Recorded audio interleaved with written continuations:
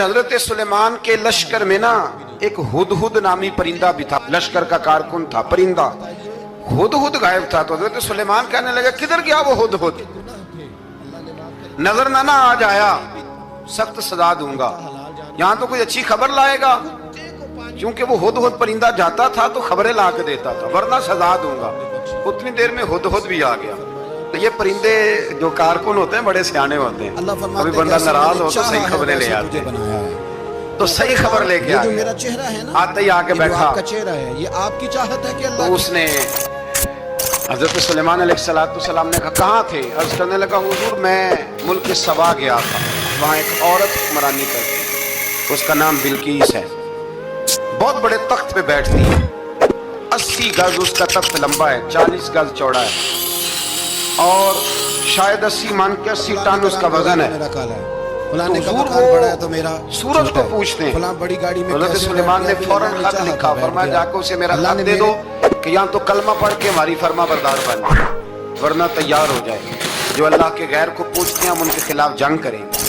वो जब लेके गए ना खत, ये हुदूद गया तो वो मीटिंग कर रही थी, उसके वजीर मशीर सारे बैठे थे। इसने जाके खत फेंक दिया मलका बिल्कीस की झोली में। उसने खत पढ़ा तो डर गई, वजीरों को बुलाया। हजरत सुलेमान, कुरान कहता है हजरत सुलेमान ने कहा था खत फेंक के ना तो साइड पे होके सुनना वो क्या कहता है। बंदों के लिए मना है, परिंदों के लिए जायज है।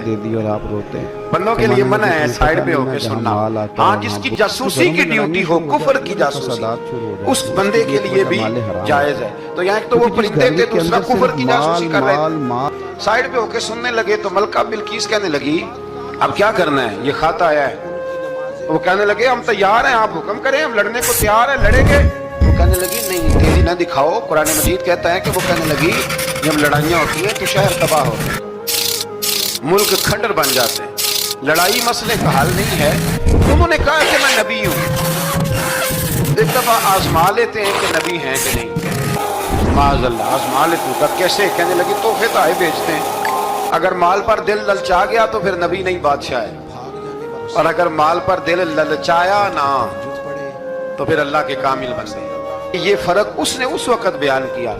उसने 500 कनीजें, 500 गुलाम, बड़े शानदार लिबास पहना के, 500 घोड़ा बड़ा तगड़ा, उसके ऊपर माल व असबाब रख के तैयारी करा के हजरत सुलेमान की तरफ भेजा। हुदहुद पहले से खबर लेके आ गया। हुजूर उसने ये प्रोग्राम बनाया है।